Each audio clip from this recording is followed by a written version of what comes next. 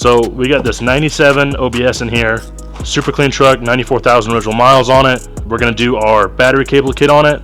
We're gonna showcase how we orient everything and just how it fits, do a little tutorial, kind of a how-to. So if you're at home, DIYer, don't want to go to a shop, we're going to show how you can kind of do this with basic hand tools, and yeah, check it out.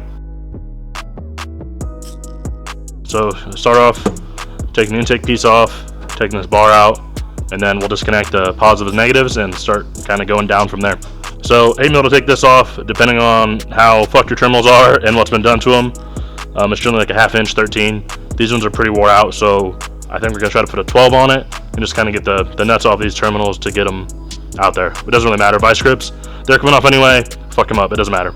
All right, third socket is the try. And still no. Nope. Where we're going? We got somewhere. Sponsored by Rockstar. Tomorrow will be different. Oh, pull this little jack thing off. I can almost guarantee 90% of these trucks aren't gonna have it. Try not to arc the battery when you do it, because that's fun. Good time. Sparks are cool.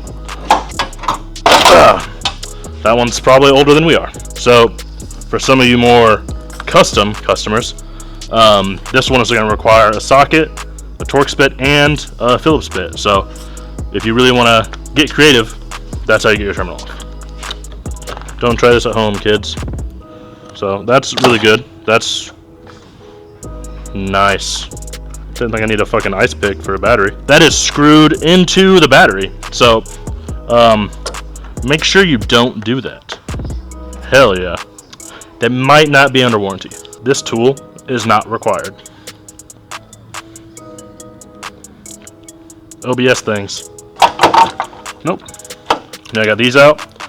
And unlike some, this is how the truck is supposed to be. A lot of times not going to be. So you have this factory clip on the negative wire, clips into the positive wire, and then down here the positive wire clips into this bracket. So either way, we're going to reuse this bracket, and this one's going to be taken off. So you can either cut them, or if you want to preserve them, try to be a little more professional, pop those out, then this guy, and get a trim tool in there.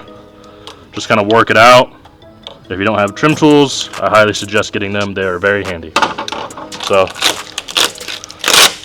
that's like just kind of hanging over. Here's your positive cable. It's all one cable down to the starter, as well as over to your starter relay right here. So just kind of hang that over, make sure your negatives are off. We're going to start taking it off up here, and then we're going to move down to the bottom. We'll just take it off the starter, pull this whole cable out, and then we'll work on the grounds. Starter solenoid is right here. You have your trigger wire, as well as your feed wire. So these wires right here feed straight to the battery, and this one feeds the trigger. So make sure you keep this orientation where it is. Take note of it. What we're going to do is we're just going to pull off what we need and then put it back on. So here's the solenoid wire, the trigger wire. We're going to leave that. Put the nut back on so you don't lose it. Here are the other wires. So these are two fusible links. One goes to the alternator and one goes to your glow plug relay. So just put those back on. Leave that loose so you kind of know the one with the more wires is always going to be the one that goes to the battery. So this is a little tiny wire, and we're going to replace it with our thicker wire. So now we're going to have Jacob get under there and take all the wires off of the starter, the bracket on the front of the block that holds the starter cable on, and then we're going to work on the block grounds, the frame ground, and the block ground on the driver's side as well.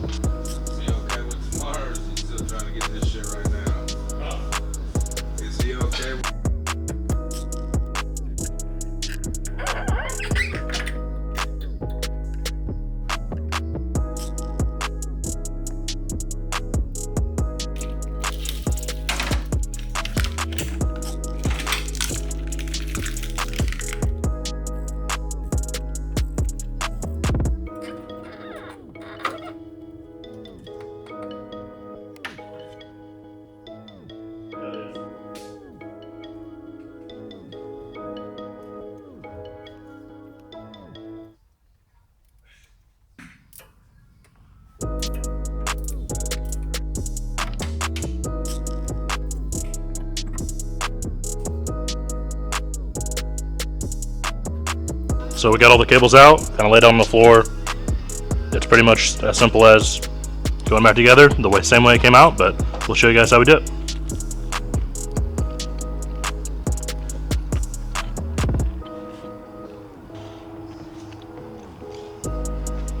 So we like to reuse this bracket. So we're going to run the starter wire down, bend this bracket open, and then we can put the bracket back on so it kind of retains the starter cable just like factory. Flathead or a trim tool, get in there and pry it open the best you can. We're not reusing the cable, so don't worry about that. Just like that, just enough. Yeah, so you can snake it out. Then we'll bolt that back on. You know, the ground will go there on that stud, and then we'll wrap that around the cable and zip tie it. The factory has this really tiny, I don't know, probably 12 gauge, 10 gauge block to frame ground, so we do our 1/0. Factory goes like that, runs to the frame. So how we do it, we run this cable, then we run this cable, and we clamp them together like that. So that'll run to the frame, and then this will run to the battery. Run the cable up. There's that bracket we're going to reuse. We'll just zip tie it to it once we get the bracket down there. This is a solenoid trigger wire. That'll run under the degas over to the solenoid just like factory. Hold that there. And this is our relay feed. So the 5/16 end is going to go here, and then the 3/8 end is going to go to the battery. So we'll run that under the degas bottle as well, just like factory. Kind of snake it through there.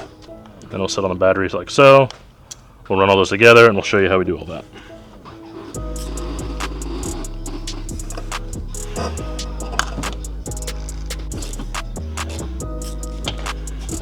The 90 degree is always going to go on the passenger side, so it kind of runs like factory. We run the split loom just to kind of give it a little more resistance in here, even though it doesn't necessarily need it on this one. Just feed it through, work it back and forth, and then battery, battery. So these are very non-malleable cables. They're marine grade, but we do that for a reason. So lifetime warranty, they'll outlast the truck. So we have the driver's side. So this end runs the block, kind of goes on like that, runs up, goes to the driver's side battery negative. So we're gonna run it down now. So the kit's gonna come with some zip ties and 4 terminals. We'll go ahead and start putting the terminals on. So positive, negative, and just put them on loosely, get them on the terminal nice and good. Sometimes you need a dead blower socket, pop them on. So this one's going to be the only one that's a little different. Run that like that. We are going to have to beat them on probably because that one has a screw in it. And like that. This is how we like to do it. Run the stud through this way carefully. So then we can run this guy like so. And then our starter relay feed, like so.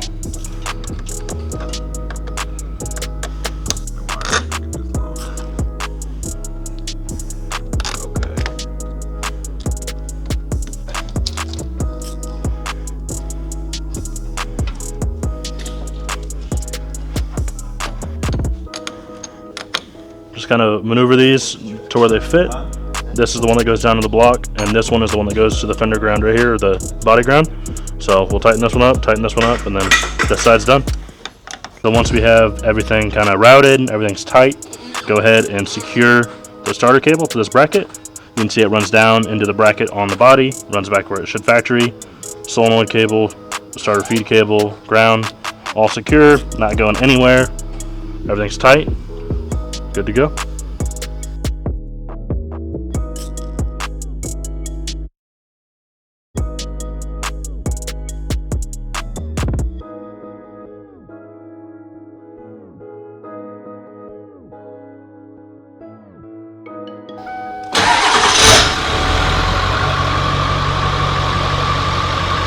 So we got a set of cables installed, everything came out great, everything's tight. We're gonna do an alternator on it in the morning. If you have a similar truck, you wanna get something done like this, you wanna get your truck worked on, schedule an appointment, you wanna get a set of cables, custom colors, custom options, please feel free to hit us up, shoot us an email at sales@performancecustomcables.com. Follow us on socials, PCC, Performance Custom Cables on TikTok, Instagram, Facebook, like, comment, and subscribe. We're trying to get this YouTube thing going, so thanks for watching, guys.